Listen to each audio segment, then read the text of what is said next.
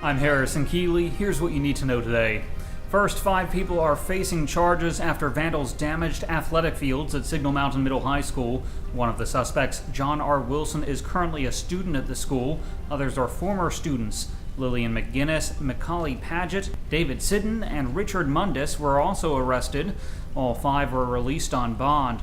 Police say the band and football practice fields were damaged February 26th when trucks were driven over them.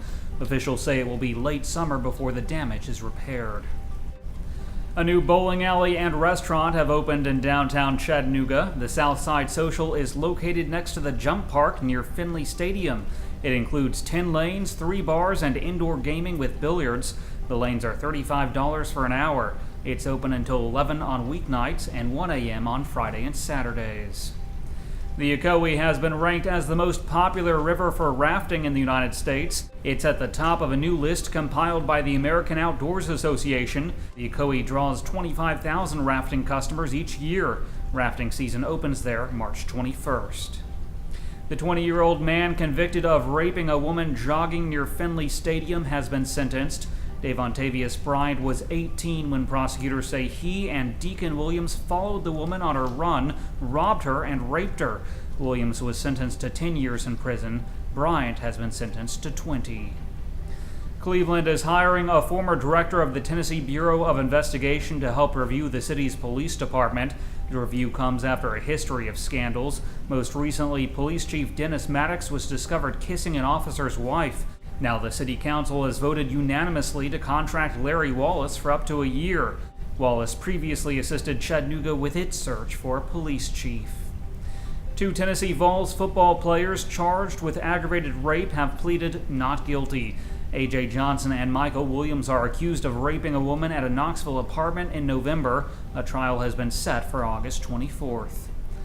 A Chattanooga judge says that capping the amount of money someone can win in a personal injury lawsuit is unconstitutional.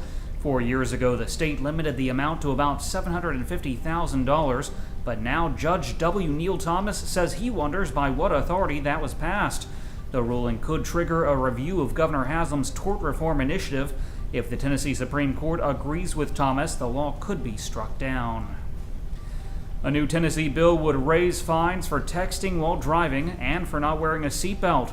Right now, the maximum fine for texting is $50. Driving without a seatbelt is $10. A bill from Senator Jim Tracy would increase both fees to $250. TVA doesn't expect to start building any major new power plants for at least the next 2 decades. The utility has long relied on coal and nuclear power to generate electricity, but now it says it expects energy efficiency and natural gas to meet most of its power needs for the next generation. Representative Scott DesJarlais may have a new challenger in the 2016 primary.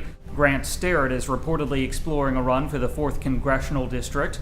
The 27-year-old worked for Mitt Romney's 2012 campaign, and strategists say the Vanderbilt University law graduate has been sounding out fellow Republicans about a bid. Finally, school days are getting longer in Georgia. Catoosa, Dade, and Walker counties are adding time to make up for snow days. Catoosa schools are starting 5 minutes earlier and ending 5 minutes later, and Walker schools are adding 20 minutes to the end of the day. Most Tennessee schools don't need to make up days, however, because extra time is already built into the schedule. Turning to weather, today will be rainy with a high near 67 degrees. Tonight's low will be around 58. That's it for today's news. Thanks for being with us.